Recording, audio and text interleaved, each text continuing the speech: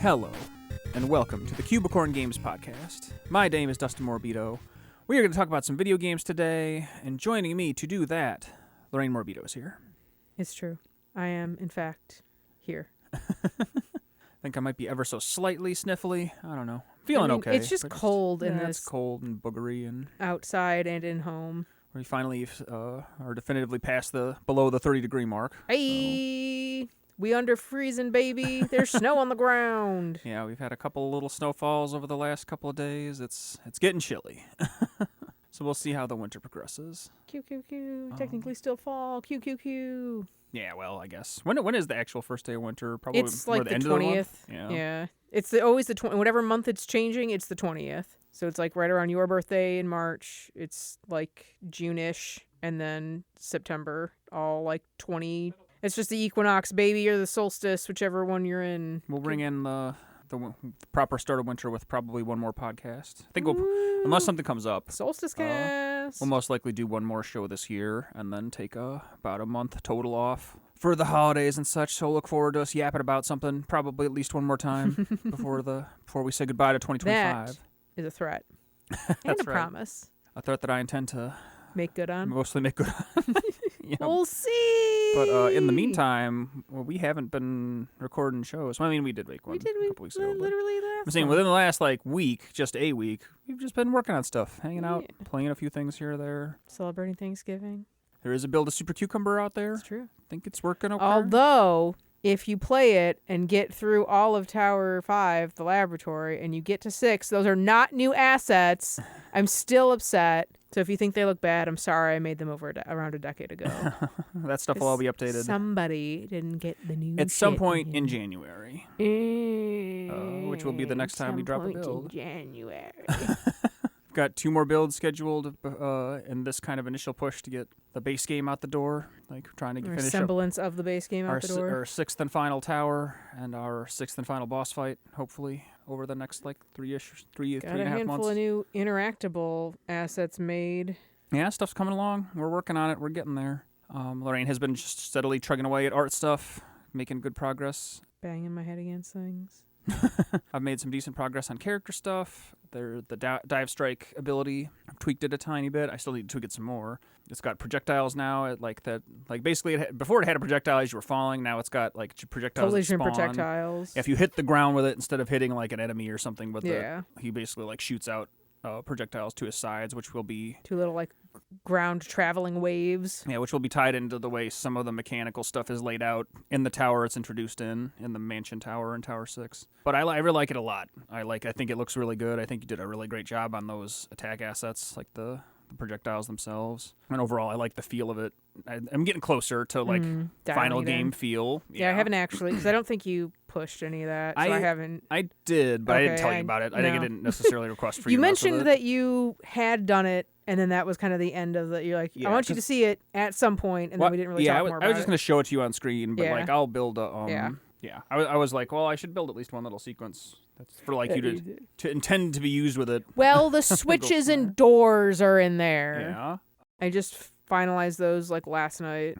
Yeah, that's good stuff. And then, there still needs to be I still need to add a little bit of. I know I told you before I wanted it to have more of a bounce off of actual enemies and stuff like that, and so I still want to add something like that. And we still might tweak it here and there. Yeah. But once it's doing that, it'll be I think 90% of the way to where we want it to be in the final game. Your envisioned nonsense. Yeah, and then we'll have to test it in more levels, and we'll feel stuff out. We'll see how it's going, but I'm pretty happy with it where it is right now. So hooray. I assume I'll be even happier with it when we've done more work on it. So yeah, I've been working on that, finally getting those Tower 6, those mansion assets in. The modern ones, which that's mostly done now. At least all the base level tiles, I think, are in there. I haven't necessarily stood up the rest of the interactable stuff. The checkpoints, I think, are in there, too. Hooray. Those work now. So much stuff to do. But it's been good. It's coming along. I have said recently, the list is getting shorter. It's still quite long, but... And yet it seems like mine expands every day, because I'm back in promotional asset creation hell. We love it here. Oh my God, it's great. Well, we talked about this weeks ago. I brought it up. Yeah, but I'm back at it. Back at it meaning I've done 2 iterations of a thing and still have gotten a mostly lukewarm, slightly, the slightest bit of positive. You know, like when it is at freezing and it's like just warm enough where like the ice starts to melt into water. That's about the response I've gotten to the two proposals I have shown Dustin recently. I like the one you showed me this afternoon. I still think the other one was cuter, but I don't get a say in these things. We can still go back to that a little bit, or maybe it's illegal a combination between the two. Throw it out. Because like I said, I still liked some of the other enemies and stuff. We'll have to Get see. Rid of it. To run that by maybe like one or two other people. Throw it in the trash. Get some feedback potentially, but garbage.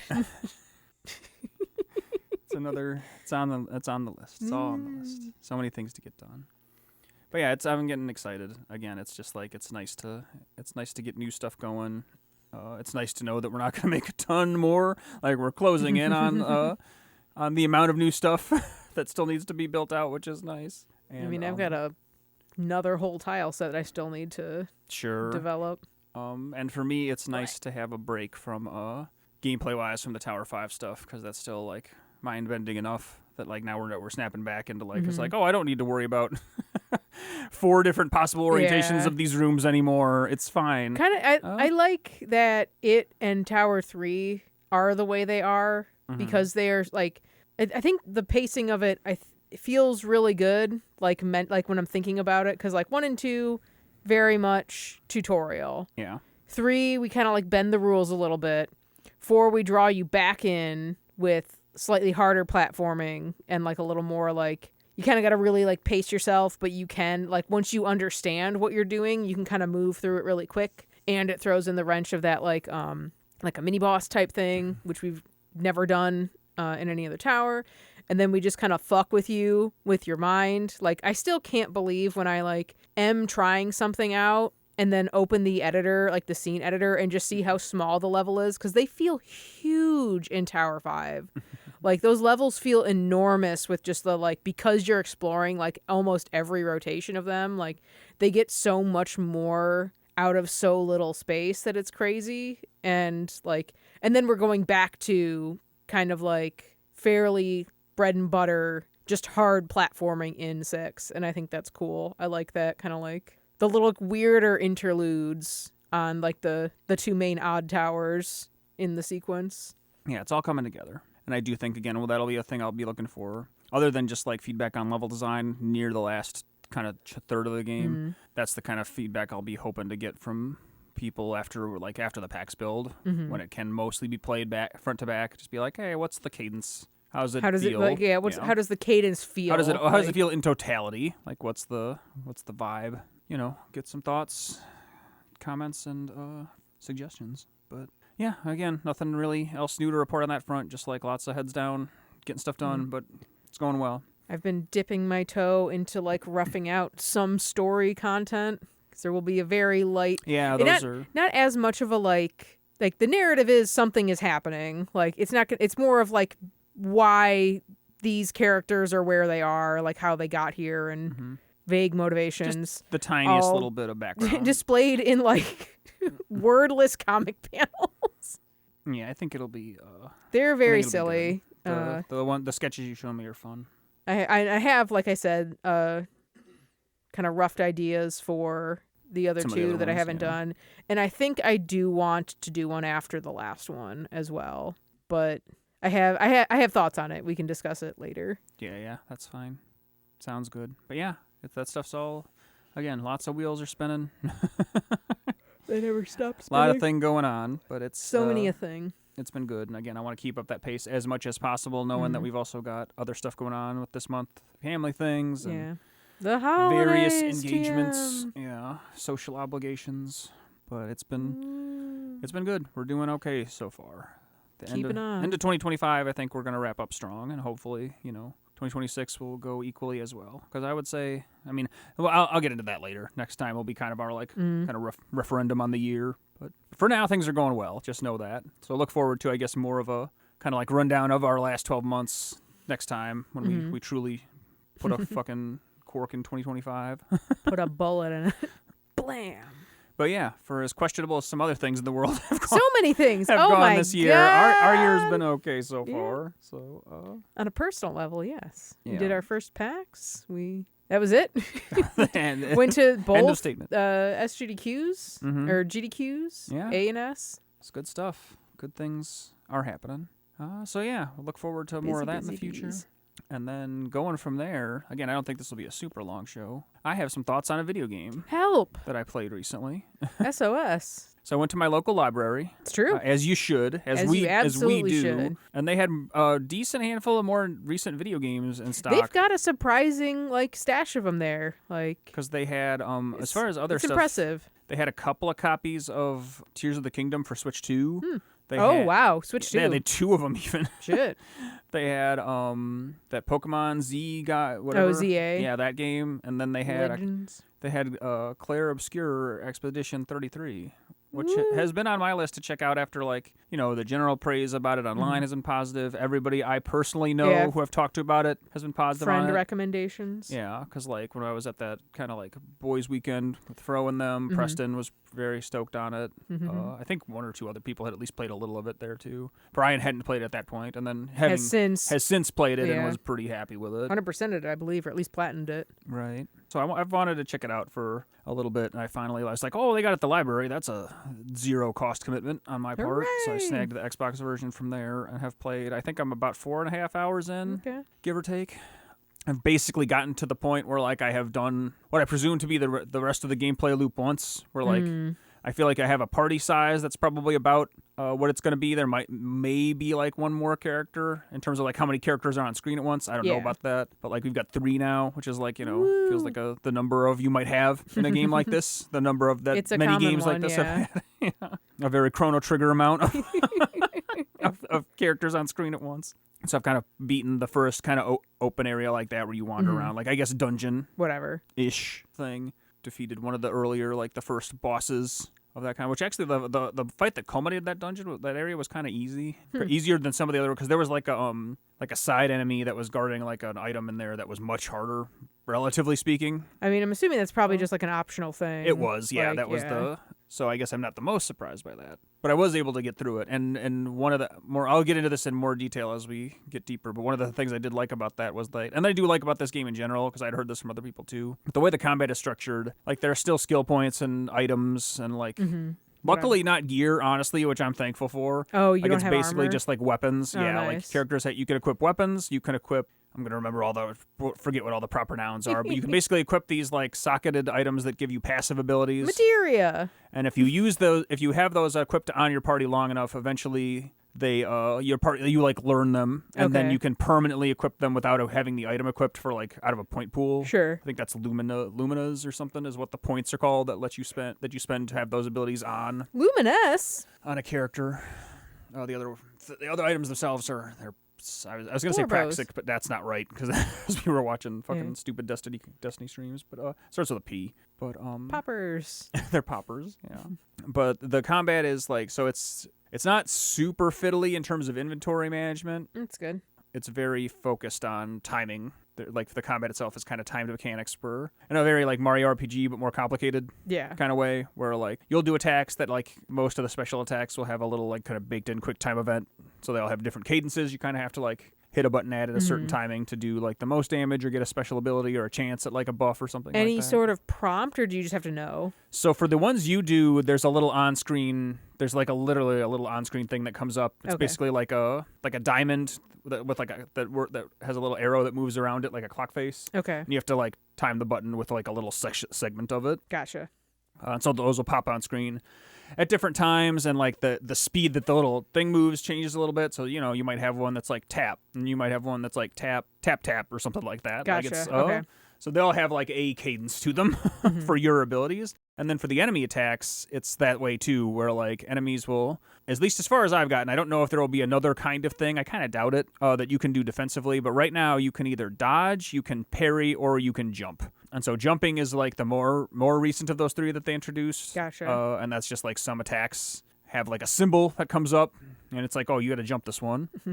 And then if you time that correctly, you can also do like a little follow-up attack by hitting a button. So that applies to a much smaller spectrum of attacks. And then pretty much every other attack in the game that can't be jumped, you can either parry or dodge it. The difference between those being that dodging has a wider window, so it's just more forgiving, but it doesn't give you intrinsically any bonus other than not taking damage. Yeah. Parrying has a tighter window, and the bonus for parrying is that you get to strike back. If you parry like a whole attack, you attack back before your turn starts. So it's more beneficial if you could parry something versus dodging it. But And are you just picking these, or are they like baked into the attacks? Like, oh, this attack can only be parried. This one has to be dodged. So far, there have been no attacks that, like I said, jumping ones can only be jumped. Okay. And then every other attack so far can be either parried or dodged. And the only difference is that, like I said, dodge gives you personally like a wider window to react. So I wasn't sure if it was like, oh, you've got these 3 buttons are active. You get to pick one of the. Yeah, although I wouldn't be surprised if that became a thing in later fights where there's like some attacks that could only be dodged or parried, or that maybe even you have to dodge part of it and then parry the rest of it or something like that. So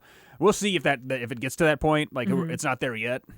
Which actually ties in, since we're talking about combat, to one of the things that I do wish was a little more, I don't know. Do we want to, I guess I'll talk about this now since we're talking about combat stuff, and then we'll loop back. Because I don't want people to think that because I'm me, I always find things. He literally can't be happy little things, with anything. Little things gameplay-wise. He will literally put splinters under his nails when it comes to certain game mechanics. Like, he's like, oh, this is the thing that I'm going to let bother me about this game, and just starts like jamming them. No, because I really have enjoyed it, but there are...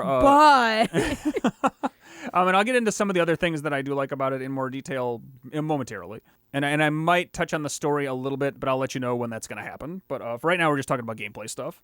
One of the things I don't like about it, that this is a pivot I would change, and I still don't know, like I'd have to think about it more explicitly how I would change it, but I do wish that the tells for enemy actions were a little more universal.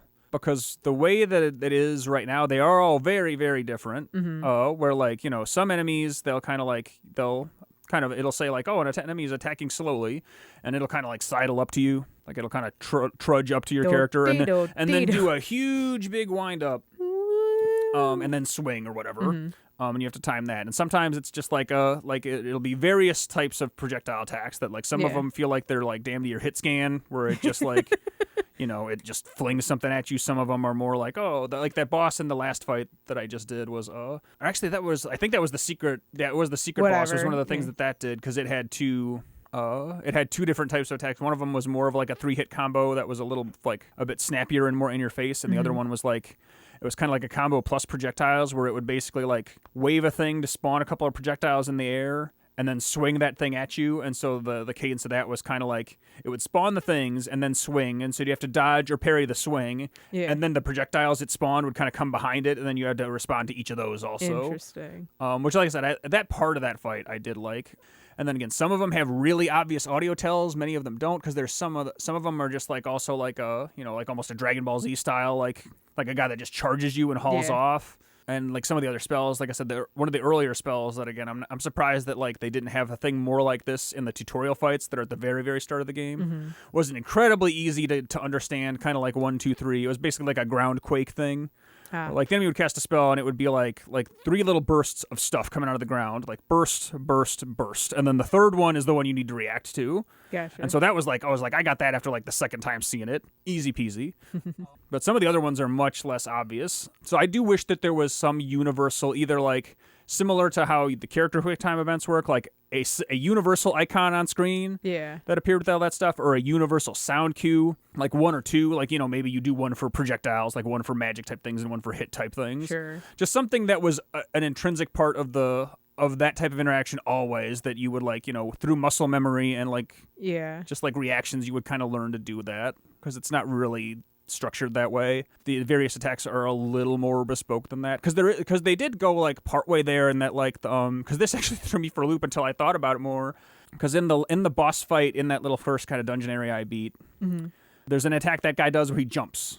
And up until that point, usually when a thing is like ends up attacking you from the air, that was like your cue to jump. And it said the word jump in the attack. So I was like, oh, I have to jump. And I wiped that fight for the first time just because I was trying to jump that attack, but it's not a jumpable attack. It's just a regular, like, you just block it or parry it like another Yeah. normal attack. And then it's like, oh, I feel stupid, but also that's like fractionally that's not on me. But it doesn't have the thing I thought about after. I was like, oh, it didn't have the jumping attacks do have a bespoke icon. So when a character does an attack that needs to be reacted with jumping, there is a unique symbol on screen that corresponds with that one, and that one didn't have it. Like, so I was more going off of like what I felt like the motion would suggest, but not actually what was in the UI. And again, I feel like if they had doubled down on that, if there were like a different little symbol for different types of attacks, or like that a symbol always came up within the timing window that you had to react to something, or a sound, like I said, the some sound whatever, cue or whatever, just some completely like this is part of every enemy attack type. We'll have some similar little thing that kind of like pulls the whole thing together. And that's like I'm sure they tested stuff like that. I don't know. I mean, whatever. That would be my guess, that they at least like that. It was a conversation that was had. I would personally lean more toward that route, making it slightly more like systematized, so that it was just easier to understand to do stuff at a glance. Because my guess being why they wouldn't do that is because they want you to learn stuff more. Yeah. And I do like that part about it too. But again, I feel like just make it a little less gamey. Well, I just feel like it would be more easily learnable with a little bit more like user interface. And in my opinion, I feel like that would be a good thing, but I guess other people could feel differently, because it is satisfying to play a fight a couple times and then run it back until you get it down and then go from there. But again, in my opinion, if the learning process of that was a little easier just based on like the tells, I don't think personally that'd be a bad thing. Because I did do that in that first kind of like secret guy fight in that dungeon, because it was much harder, because it had a series of attacks that could basically like one-shot you. Oh, God. Like if you weren't dodging or parrying correctly. And so in any other game, like in a game that was more just about the numbers and inventory and stuff like that, I would have just been like, oh, I can't do this right now, and bailed out. But in this game, because it is so focused on like, oh, this you actually can react with these mechanics, and like, oh, you're not just and sitting play there better. on Like like a Final Fantasy fight screen. It's like, oh, party wipe. Yeah, No. you can get good and win fights that seem like they're stacked against you, as long as you play really well. And so that is very satisfying, to be able to throw yourself at a thing that might like theoretically be out of your league a little bit and be like, no, I can. I'm gonna pull up my big boy pants and and figure out how to do this.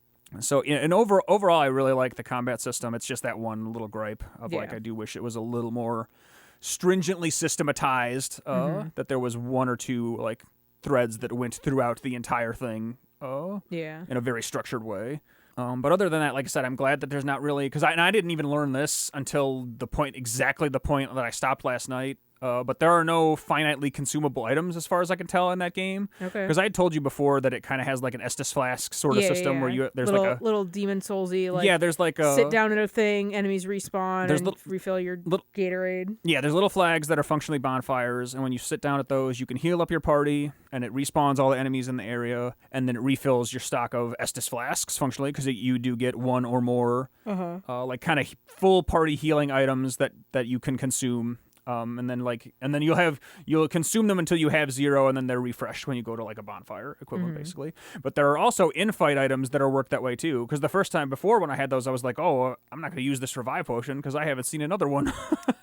But then I learned, and I got to the point where you're starting to upgrade some of that stuff too. Yeah. And it's like, oh, you've upgraded the amount of little healing items you can have, and it refreshes those as well. And I was like, oh, that is cool. Okay. Which again, I much prefer, like I said, all those decisions that this game has made. If we ever make an RPG, I will make a lot of very similar decisions. That was one of the things I really liked about Time Stranger, was after a fight, you could just stand still. A little thing would pop up. It's like, oh, your guys everyone is literally fully healing, fully revived. Like if you wait X amount of seconds, like it only ever went up to 9. Yeah. But like a shorter heal could happen in like 1 second or whatever. Like, so you don't have to like after a fight, okay, I gotta go heal him. No, you just sit still for a second, and then they're like, okay, you're good. And you can just keep going. Like that's amazing. That was an incredible thing. Yeah. Any game like that, I feel like I have certainly moved past the stage in my life where I want games to be, where like situations like that in RPG-like games to be a function of like currency and inventory.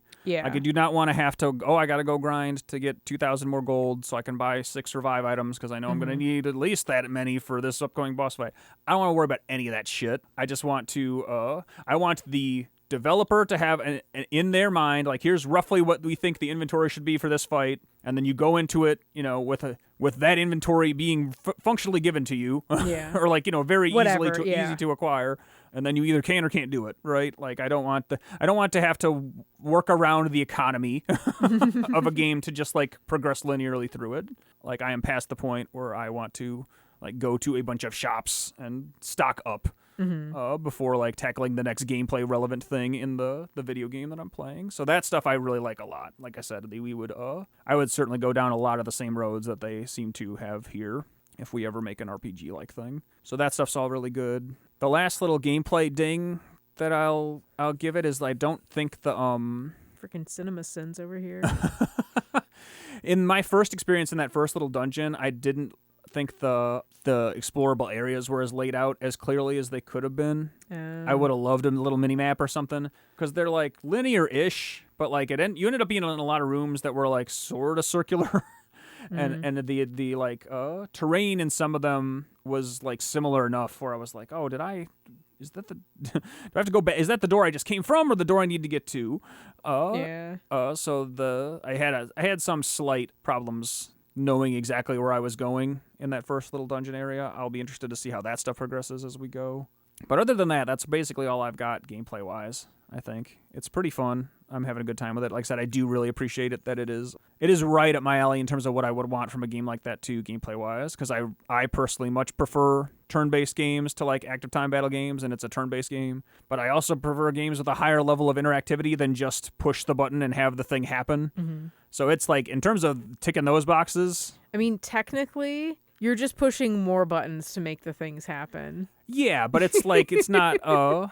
Like when I select I know exactly what you're talking about. I'm just being a shit. When I select my like ultimate super attack and it just happens, that's fine. But when I select it and then it requires like 2 or 3 more like well-timed button presses, quarter circle forward dragon punch, and then it happens, it's just more fun and more satisfying, and it feels better. I am still kind of amazed you've never played Paper Mario and the 1,000-Year Door, because like, I know, Dustin, literally all of the attacks have some little, like, sometimes it's a button combination, sometimes it's like hitting a certain thing, like all of that is literally in every single ability in that game. No, I'm play with you. that fucking game. I should play that game. I absolutely should. You would like really I said, it. The only reason I have never played it is because, like, at that point in my life, I was still a shit.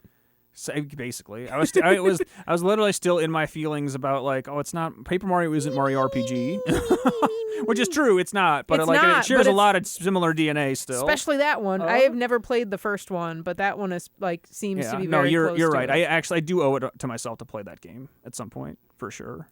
Frickin' play it. But yeah, I'm really digging this from a gameplay standpoint. It's a lot of fun. And then now we'll talk about like the other stuff a tiny bit.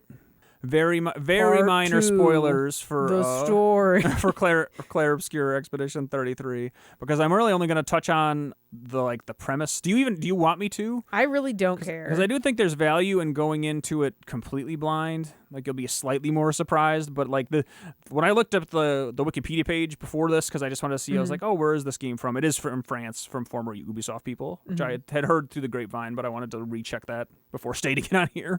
But they do summarize the first hour in that if you read the start of the Wikipedia article, it tells you what happens about in the first hour of the game. And so I mean, I honestly do not care.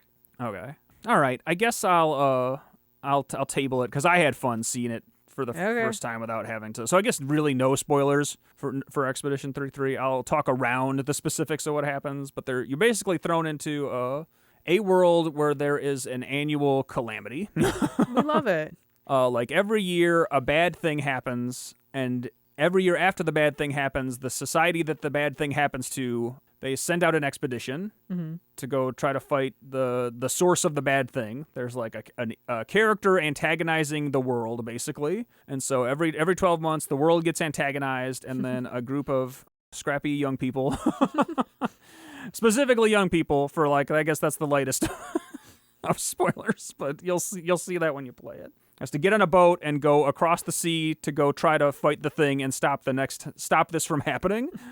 So they've failed every single time. Yes, the Expedition 33, they've basically been counting down from 100 Oh, and so there God. have been 70 odd Jesus Christ. failed expeditions. These teens has need been to happening get for almost a century. And that's a fun thing, like, too, because when you're kind of on the, I don't know if it's an island or another continent or whatever. Whatever. But when you're in the place where the bad stuff is coming from, there's remnants of the other expeditions. There's God. little logs and little, like, the little flags that you go to. Are there flags? Are like, it'll Gotcha. say, like, 64 or whatever. They got this far. Yeah, exactly. And it's all still very mysterious, like, because no one, I think they said in the lore that one single person ever has come back. Oh, good. So it's very much like whenever an expedition goes out, they very minimally know what they're getting into.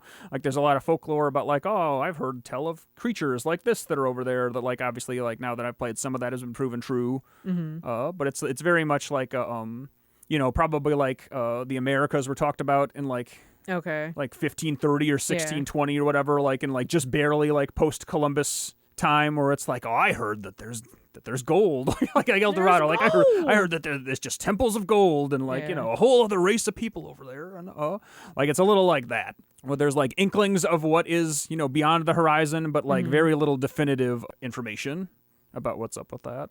I do like the story. I think it's been pretty good so far. I think the dialogue's pretty good. I think overall the pacing is pretty solid. With the again, a very light exception that, like, the game basically has 2 little intros, and again, I'd be curious to boot it up again, because there is an option to skip the tutorial. I'd be curious. I'd be curious to see what part of that is skipped if you do that. Because in my opinion, the first little intro is a little long, because it's kind of like you get introduced to a couple of characters, and then there's kind of a prolonged platforming sequence that I think is like at least 30% too long. And then you get your first combat tutorial, and then you get like more of a like universe building narrative setting, like a chunk after that that's about 20 to 30 minutes long. That's, I think, is pretty well paced. And then you get the setup for the expedition that is kind of like the last chunk of the intro, which also has its own, like, it has another combat tutorial. And I'm like, well, you could probably cut one of these. Nope. Leave it in. So that stuff I think you could like smush and like change up a tiny bit, but again, very minimally. Like, critical of that, it's just it just does feel like they had like 2.5 thoughts about how to start the game, and they kind of did all of it. And again, none of it necessarily like detracts from the experience. It just feels a little more a tiniest bit more bloated than it needs to be. Like, it's 5% too much. I mean, I've seen like a handful of like interview snippets where it's like, oh, we had no idea this game was going to blow up at all. So like, it's maybe not like in like a hyper polished, like, oh, like we know this is going to be big, so we want to like throw everything at it. Like, I think it was just kind of like, oh yeah, we just put this thing out, and then people really like it. Sure. And I'm pretty sure the team is pretty small. I think it's in the tens of people. But if they are former, like, if the vast majority is former Ubisoft, like, they've got experience at games, so this isn't like this might be this studio's first game, but they are not new to the game development scene. Right, yeah, because that's another thing that's interesting, I think, about modern game design, because I play so few, like, games of even this budget, because, again, this is not, like, Call of Duty numbers or whatever. No. They're not spending $100 million on this thing.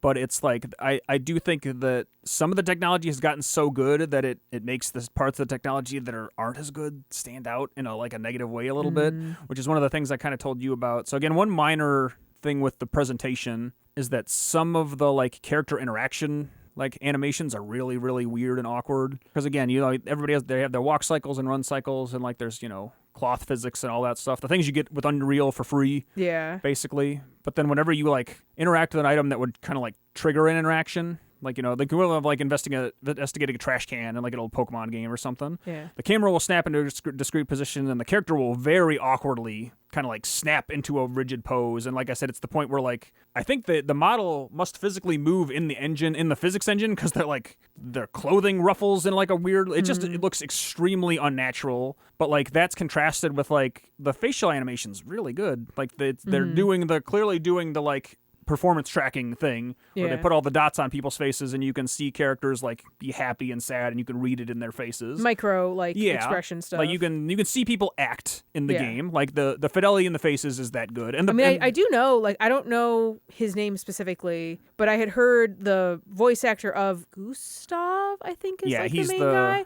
was praising his character's physical actor. Again, unfortunately, I do not know. That's interesting. See, I didn't know that. I don't believe they're it's not the same person. Okay, well then that makes me even more impressed with the performances, because Because I think the face acting is pretty good and the voice acting is also good. But if those two things were not coming from the same person in some way, also props to the person who stitched it together on the dev team, I guess. Or like maybe the voice actor did do the face work, but not necessarily like the other kind of Foley rolling around. I'd be curious to know All it says how on that the worked. Clair Obscur wiki is that Charlie Cox is the voice actor for English. But I don't hear anything else. But however that came together, like however many people were involved in creating the character performances, I do think they have some amount of spoilers in just the description itself on there, because I saw. Just close it. I mean, I already scrolled past it, but I did read. Okay. You might even have seen things I don't know. Probably.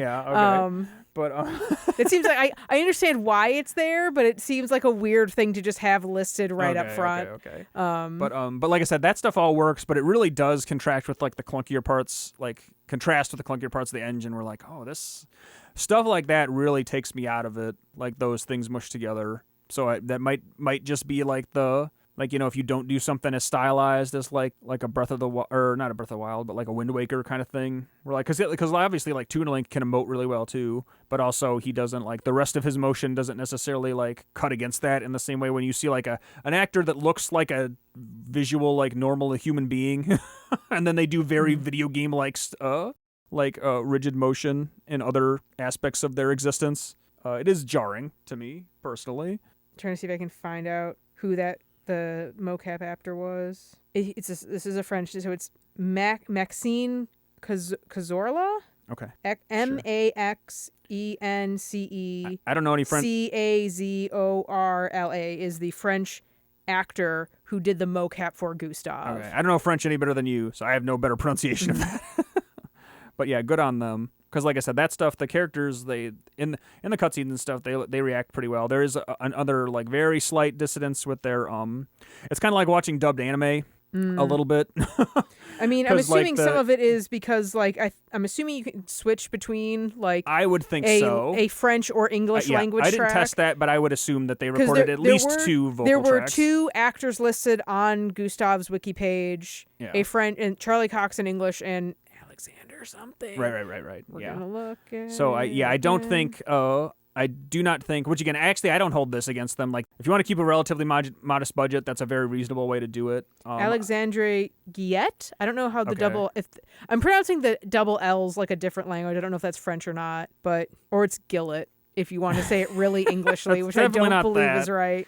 Alexandre Guillet. I'm going to say that sounds right. That's his French voice actor. Okay. Yeah, but it definitely does. Those performances must have been French first, the way the mouth performances, because it doesn't quite line up with the English dialogue, which, like I said, I can live with. Whatever. That's not a big deal to me necessarily. That is not something I really pay attention to that much. Because that's the kind of shit where if you're an asshole, you'd be like, oh well, if we got AI to do it, then it could just so fuck all that shit. We got AI to do it. I'm totally fine. I'm totally the fine with the mouth flapping not lining up with a different dubbed track. That's okay with me. I literally don't care. And again, like I said, the overall character, the facial emotions sell what they're feeling anyway. So it's it is very if you really just stare at the lips, you'll be like, oh, that's definitely that person is not speaking exactly these English words. I literally don't care. But it's not a big deal. And the characters are all well acted and, like I said, well mocapped for the most part.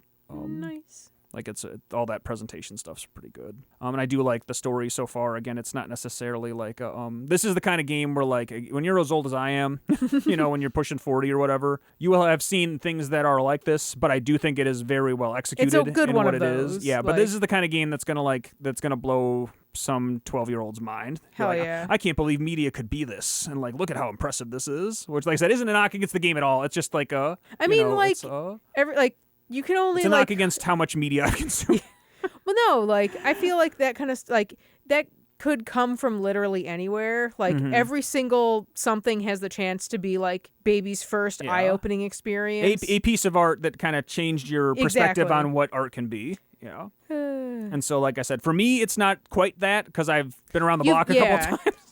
But the fact that there is stuff like this still being made, and it's not just you have to go and play this stupid old piece of media because it's the best one of these things. Exactly. The fact that you can have it, and that might then turn you backwards if people are oh, this is A, B, and C game from these older consoles that were out before some individual was born, and they're oh, I like this. I'm going to go play that other game, Yeah. and then can see kind of like how we've been doing with some old like movies and shows and stuff like that. Having been so exposed to the influence of that media, like especially Evangelion, because we watched that earlier this year, and seeing seeing where those references started, how they like rippled out, like it's fascinating. Yeah. Like, but yeah, the point being that it is very well made Hell yeah. in that way, and that like, oh yeah, I can see that a lot of care was put into this, and I really like the fact that it's that it is very French. Like I said, from all the naming to all the architecture, like it is clearly evoking like it's just Paris but different. I think that's but cool. Like they Like, took a different track, yeah, and again they didn't shy away from like naming the characters very French names, and there's a lot of like French words that I'm assuming like for like proper nouns in the universe. If I knew French, I'd be like, oh, that's a very on the nose thing to name that, but I don't, so I'm just like kind of living with it, like reveling in the scene making of it all. But I think all that stuff's really good. I really like it when people take more than like the tiniest pieces of like where they're from and what they're about and put it into the things. So I appreciate that a French team made it fairly French. Yeah. And compared to the fucking, again, that's the thing, compared to like whatever swill Ubisoft puts out in any given calendar year, like this game puts that entire company to shame. Like it is so much better than like even the best Ubisoft games I've ever played in their prime, in my opinion. Like I really like Assassin's Creed 2, let's say, way back in the day when that was a concept that wasn't done to fucking death. But compared to that, this is way better than that. It's just very it's very well executed and fresh compared to the market. Again, like up to this point, I feel like people had completely written off turn-based RPG combat, and at least at the scale they're doing it as, which is again bigger than like 2 to 4 person, bigger than like tiny indies, but certainly much smaller than anything that Final Fantasy Ubisoft would greenlight. Let's say, yeah. And it's just really well put together. Woo. Like I said, there's a couple of rough edges here there, as always. There's a couple of things I have nitpicks about, mostly gameplay related. But Bro is not pure of heart enough to experience media on its own terms. But I from playing it for about, like I said, between 4 and 5 hours, I would not hesitate to recommend it to anyone. It is nice, a higher quality product than the majority of the video game industry, like the big budget game industry, is would even consider putting out. And that's, it's good. Hell yeah. And I hope it stays good. Again, I haven't played all of it, but I mean, it's got such universal acclaim. I can't imagine it's going to fall too hard off. With the praise that I've seen this game get, I can't imagine that it isn't good the whole way through. Yeah. So I'm going to try to be on my own ass to not completely fall off of it, because I would like to complete it. Again, knowing that we're going to be busy with other stuff too, but I'm going to try to finish it. Like this time of year still, I know we're going to be still nose to the ground, but we've got enough other stuff going on that it's a good idea to have something to sprinkle in to detox time. Don't run yourself into the ground. But take time really to breathe, and if you feel yourself kind of stuck on something, just step away from it. We have enough else going on that you can't devote 100% of your time just to one thing anyway. I was just looking. I wanted to make sure I had mentioned everything, because I took some notes as I was playing. I wanted to make sure I mentioned everything in my notes. I wrote down, it's about the story stuff specifically. I wrote down dramatic, not melodramatic. Okay. Which again, I would just say that it's like the stakes are high and the emotions are high, but not in I would say not in a way that feels forced. Okay. If that makes sense. Because again, big stuff's happening, but it just again, there's very little it feels very earnest, but without twisting the knife necessarily. Okay. I don't know quite what else to say other than it's just it feels, the tone feels pretty good to me. It is if you're looking for something that's super light, it is darker than that.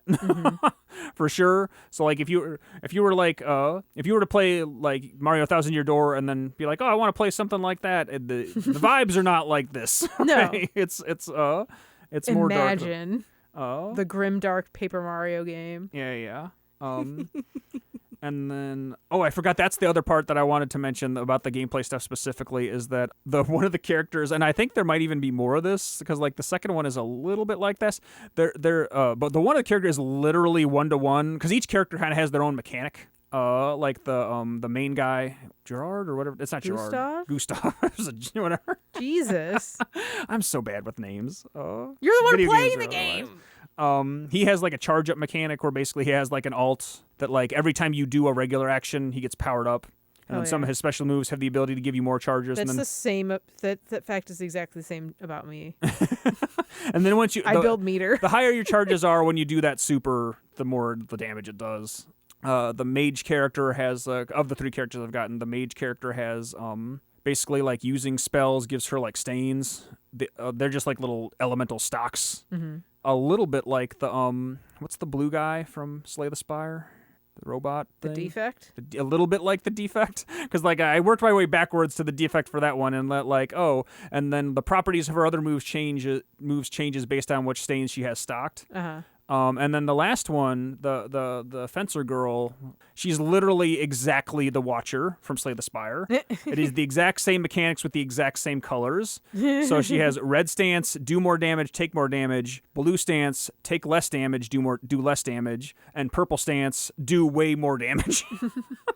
And I just thought, I was like, oh, okay, I can get down with this. But I mean, that's also just basic color coding. Like, Slay the Spire didn't do that first. Well, I'm not saying not in the colors that they used, but in the like. I mean, in the like that's color theory, baby. But their stances and they're like Slay the Spire isn't the first game to have stances either, babe. And you come in and out of them from turn to turn in the exact same way. Again, I mean don't, that is more similar, yes, but like it is the exact same thing. Color-wise and assigning those colors to those things is literally like that is nothing new. Well, whatever. But I'm just saying, like I was like, oh, okay, interesting. Like I said, that's not even That's more neutral than anything. I was like, oh, okay, I can see you. I know what the inspiration was. Let's say that. But again, that character, it is. I like that everybody is a little bit unique. It does. I'm curious how complex the combat will get because it's kind of like each character has their own little mechanic, but then also I'm already there getting are to the general point, mechanics. I'm already getting to the point where it's like where you're kind of like crossing them over to combo each other together. Oh, very. And so by the time it gets, exactly. And so I'm curious by the time we get to the end game how complex that will be. Because she's got like a move, for example, that like when you're in, I think it's called the Virtuous Stance. That's like the good one. Mm-hmm. That it does more damage, and then that move also does more damage to marked targets, and then the Marxist targets.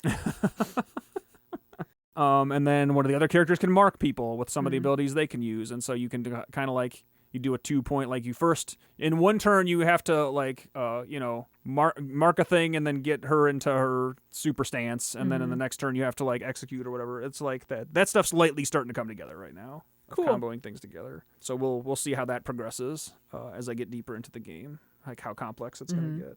But it's that's that was my last thought. Again, I had to look for the other things I had written down. I was like, oh, it's just funny that they did that with that mechanic on that character specifically.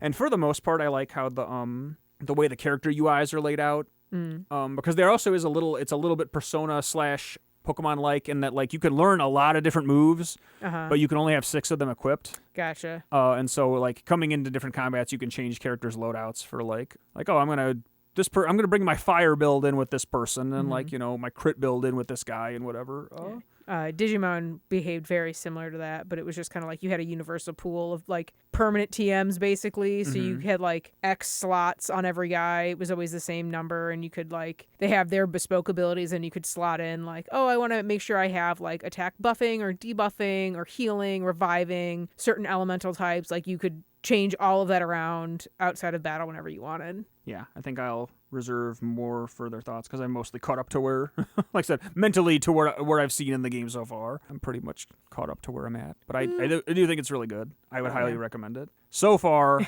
I would say that people are right. It's a pretty high quality product. Yay! So Clair Obscur Expedition 33, 2 thumbs up for me so far, playing the first little chunk of it. Hooray! I think that's about it. Is there anything you wanted to talk about? You kind of want to just chill for the moment? I've gone back to playing GameCube Animal Crossing like I did around this time last year. Comfort game? Yeah, I mean, I love that game so very much. That GameCube Animal Crossing game is very special to me. But I've also started playing the WiiWare title Pokemon Rumble again, which is not something I've touched in a while. And like, it's a very simple, like I said, it was a WiiWare game. It was just a digital download way back in the day, so sorry you can't purchase it today. But it's a cute little like top down, like you just kind of like run through these little dungeons, and you've got like you're just like constantly picking up like everyone's a toy Pokemon. It's only Gens 1 and 4 because 4 was the most recent one out and they can't literally leave Gen 1 alone. But you're just kind of like you can have like 2 moves. You cannot raise their like stats at all. You can't evolve them. They're just stagnant, but you progressively get stronger and stronger dudes. So you're constantly like throwing them away and getting new guys. And it's just cute. It's just a fun little thing. But between like kind of looking more into like sort of dipping my toe back into Wii games, was like, what if I played Animal Crossing City Folk again? Because that's maybe one of my least favorite Animal Crossing games. Because it's just so bizarre. But I haven't touched it in a while. So I've been considering maybe like looking into booting that up at some point. Maybe once I've gotten my fill of GameCube Animal Crossing in this round, I'll be like, maybe some different sort. Or maybe I'll actually start playing something else that's like new. Because like Astrobot is still on my radar. But there's just like that like... It's the insurmountable hill of literally starting a new video game that I'd never played before, even though I know I'll like it.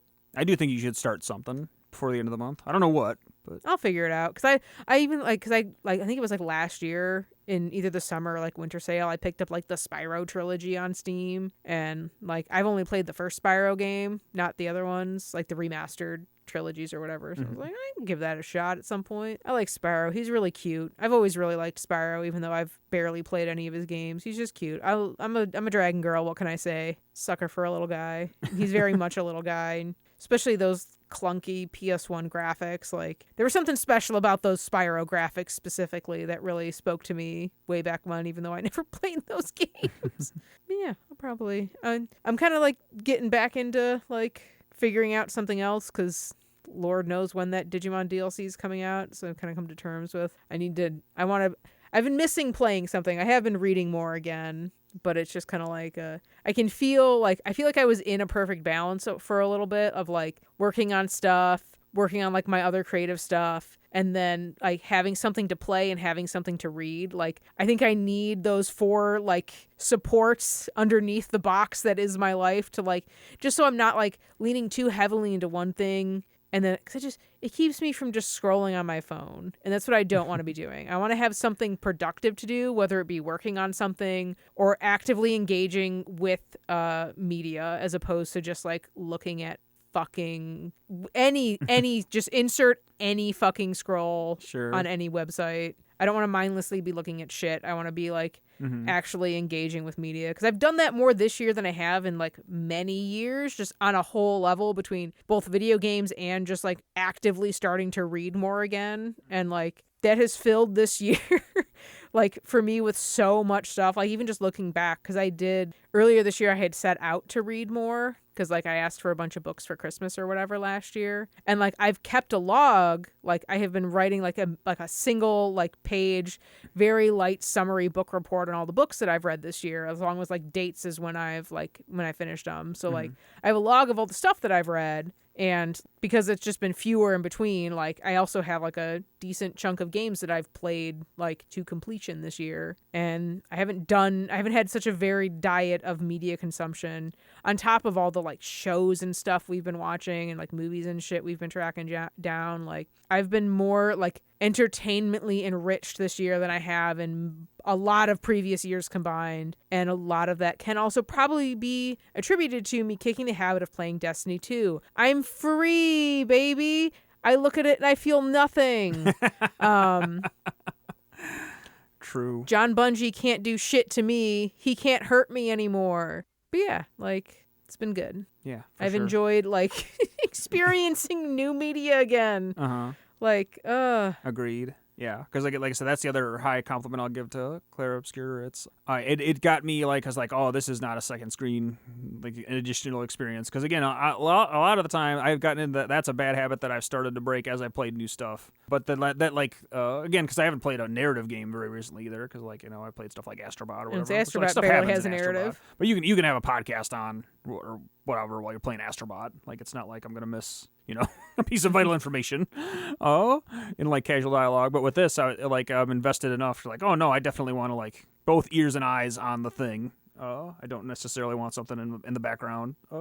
I distracting very you. rarely play video games while experiencing something else. Like unless it's like Picross or like a puzzle game type thing like Tetris or whatever. Like I am like whole assing the video game. I've even started to like I don't do it all the time, but like I also have like kind of stopped listening to music while I read. Like just fully just like whatever. Like we're just raw dogging it. Like we're going one-on-one with this thing. See, I don't know. I've never done that. I don't think I could do that. I don't think I'm strong. Like attention-wise, I don't think I my brain could like consume text and. But that's like I think that's like that's something you could do. Like I think that's a good way to like fix your fucking attention is to just like literally focus on one thing. Yeah. And like a lot of the time for me it's just laziness cuz like I just don't want to pick something to listen to. Or if I'm reading, I want it to be instrumental, and like I'm just like I just don't care enough, so I'm just like we're just not listening to anything. It's fine. Good call. And guess what? I haven't died or combust, so if I can do it, you can do it too. I believe in you, Dustin. You don't have to have headphones in literally 24/7. I'll try to, like I said, playing this, it definitely makes me want to do that a little bit more. But yeah, it's been good. Like I said, this has been a whole year's been good. Last month or two has been pretty good. Yeah. We'll wrap things up with one more show before we close it out properly and just kind of like look back on what we've done so far. But made a ton of progress, and we're going to make a ton more Hell yeah. next year.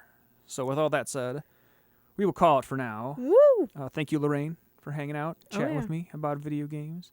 Thank you to anyone out there who's listening. If you want to be more in touch with what we're messing with, if you want to help us out a little bit, go search for Super Cucumber on Steam, wishlist that video game, and potentially scroll down and join our Discord server. There's a link right there on the page where you can see when these podcasts go up first. You can ask us questions. You can try Super Cucumber if you want for yourself. If you've got a video game you've been working on, we love to play indie games, email it to us at podcast@cubicorngames.com. You can follow this podcast on Apple Podcasts, Spotify, and most other places where podcasts are found. And we are going to call it for now. So we will be back one more time in the year of our Lord 2025 to wrap up the last 12 or so months. So until then, stay safe out there. And we will be back soon with another show. Bye.